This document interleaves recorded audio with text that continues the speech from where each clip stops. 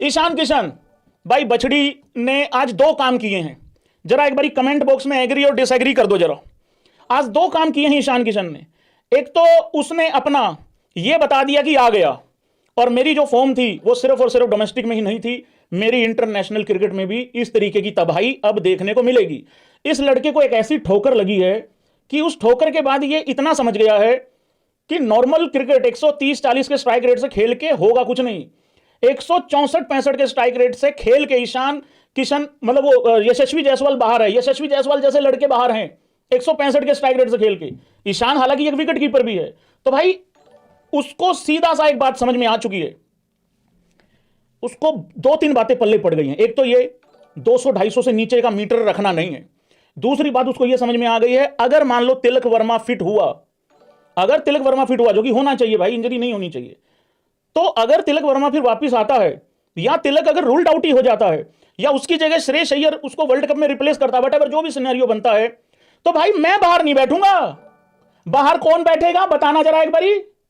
समझ में आ रहा है उसने आज दो काम क्या किए हैं। एक काम यह किया है कि उसने अपने आप को एक ऐसा भौकाल मचा के उसने अपने आप को आज एक स्टैब्लिश कर दिया कि मैं अभिषेक शर्मा की तरह ही तोड़ाई करूंगा, बहुत गंदे वाली। ये तो सूर्य भाऊ के रन आ गए, नहीं तो भाई अभिषेक जब आउट हुआ तो ऐसा ही लग रहा था कि गए गए गए। तो उसने आज दो चीजें कर दी हैं। विकेट कीपर है वो, मैं आपको बार बार बता रहा हूं। अगर मान लो नंबर 3 पे कोई दूसरा लड़का आया जो कि फिट अगर हो जाता है, तिलक बाहर निकलेगा, फिर ये नहीं ईशान नहीं निकलेगा बाहर। बाहर निकलने के बहुत ज्यादा चांसेस बन गए भाई संजू सैमसन के।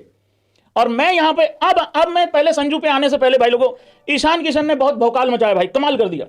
भौकाल वैसे बार बार वर्ड यूज हो रहा है, ऐसा नहीं होना चाहिए भाई, मेरे पास ना शब्द नहीं है बेसिकली। तूफानी पारी यार भाई, ईशान किशन की तूफानी पारी। और एक यहां जेस्चर में वो जरा जरूर दिखाना चाहता हूं भाई लोगों आज न्यूजीलैंड के सारे बंदों का ऐसा ही चेहरा हो रखा है भाई लोगों।